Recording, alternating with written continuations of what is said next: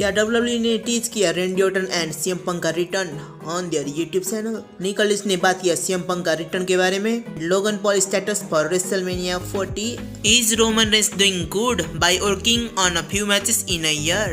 If you want to know all about this, then watch full video till end and don't forget to subscribe my channel and click that notification bell on so that you can connect with me for wrestling related content. So without any delay, let's start this video.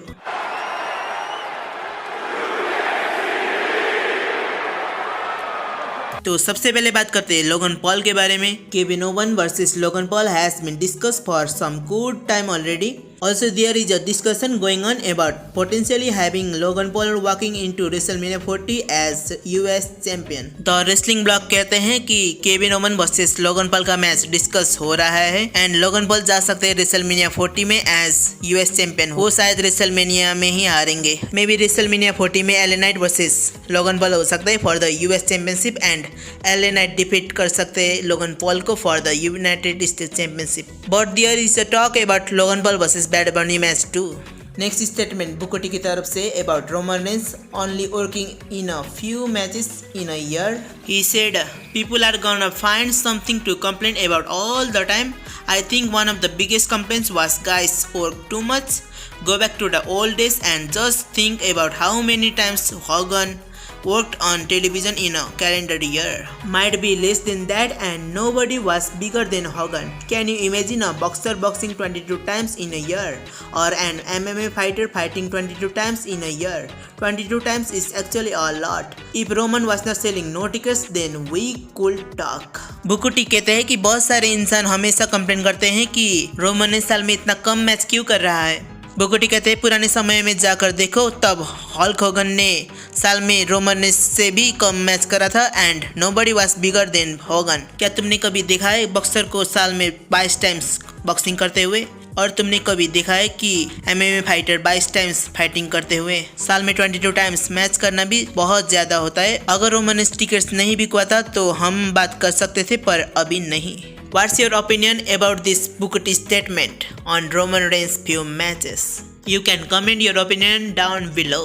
Now let's talk about CM Punk and Randy Orton teases by WWE. WWE ने अपना YouTube channel पर एक video डाला था between Randy Orton and Wade Barrett जिसमें special guest commentary कर रहे थे अपना CM Punk. पर अभी WWE ने अपना चैनल से वो वीडियो डिलीट करा है. But main question is why. May be WWE चाहती होगी कि हम लोग इसके बारे में बात करें and CM Punk and रेंडी Orton का रिटर्न का हाइप बढ़ता रहे. नेक्स्ट स्टोरी जे उसो के बारे में. Jey Uso has impressed a lot of people backstage with his single run so far. He will be having a single match against his brother Jimmy Uso at WrestleMania 40. ये कहते हैं कि जे उसो की performance को देखकर बैकस्टेज के बहुत सारे लोग खुश हैं एंड रेसलमेनिया 40 में जे उसो अपना सिंगल मैच करेंगे against his own twin brother Jimmy Uso. और इन दोनों के बीच एक लाइव इवेंट में फेस अप भी हुआ था. Now let's talk about Nick Aldis thoughts on CM Punk. He said he is built and cultivated a huge fan base. He sells a ton of merchandise. He moves numbers. He sells tickets. He puts butts in seats. Call me old-fashioned, but that trumps everything else. There is a way for him to compete in WWE, and I think that if it can be done, and I think there is a way it can be really good business for everybody, and I will wait with bated breath like everyone else to see if it happens, but if it does, I will be excited to be involved with it. निक ऑल्डिस ये कहते हैं कि CM Punk के पास एक बहुत बड़ा fan base है और वो बहुत ज़्यादा मर्चेंडाइज एंड टिकट्स बिकवाते हैं. वो शोज की रेटिंग भी बढ़ाते हैं. वो बहुत सारे ऑडियंस को सीट में बैठकर शोज देखने के लिए मजबूर कर देते हैं. मुझे तुम ओल्ड फैशन कह सकते हो पर जो है यही है और यही सारे चीज़ है जिससे CM Punk WWE में कम्पीट कर सके. मुझे लगता है यही सबके लिए बहुत अच्छा तरीका होगा बिजनेस को गुड करने के लिए. मैं सब लोगों की तरह इंतज़ार करूँगा. अगर CM Punk का रिटर्न हुआ तो मैं बहुत एक्साइटेड हूँगा उनके साथ काम करने के लिए. मुझे लगता है ये बहुत एक